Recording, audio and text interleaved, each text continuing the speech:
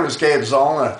If you want to know what happens when long guns and shotguns and semi-automatic guns, rifles, and I think even handguns are taken away from honest, law-abiding citizens, you know where you have to look? Down under. Yeah, down under. I don't mean H-E-L-L, I mean down under to Australia. Now, what Australia did is they passed a law. You know, these lawmakers, like they got the same bozos that we have. But anyway, they passed a law where if you didn't turn in your long gun and your shotgun and any other gun that they deemed necessary to turn in, you went straight to prison. You know what I mean? You didn't stop at Go, you didn't stop at a pizzeria, you went straight to the joint. So as a result of that, the Australian citizens, they went ahead and they returned the firearms to avoid having to, you know, be incarcerated. Well, guess what happened? 69% increase in robberies, armed robberies. 28% increase in assaults. 19% increase in gun murders. That's interesting. Now, 21% in home invasions. The populace cannot protect themselves. Now, you say, well, why not? They still have access to some firearms. Yes, they do. However, there are certain provisions that are required in order for them to have those firearms.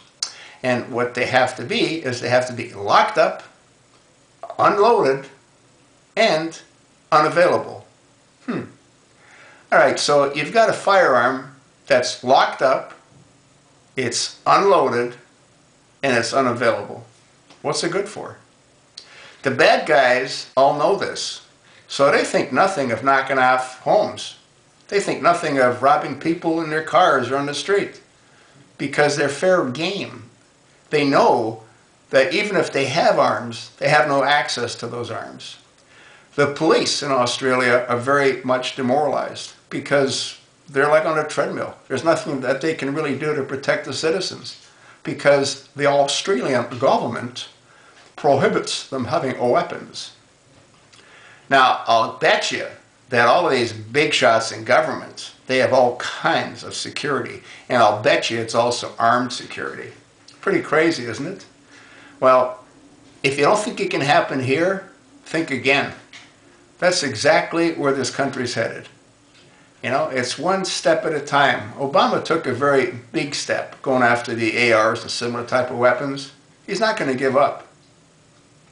And you got that whack job in San Francisco, Dianne Feinstein. She's another archaic piece of equipment, you know what I mean? What's she going to do? She wants to control us. They all do. That's how they gain power, by controlling us.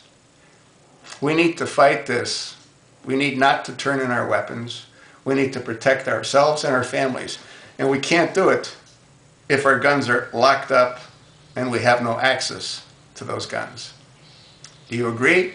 If you agree, you know what you need to do. You need to contact your elected representative. While you're at it, demand that they do a thorough and complete investigation into Benghazi. If what Panetta said is true, and if what the General Dempsey said is true, that Obama did not call for 8-9 hours, he needs to be removed on that alone. If you agree, you know what you have to do.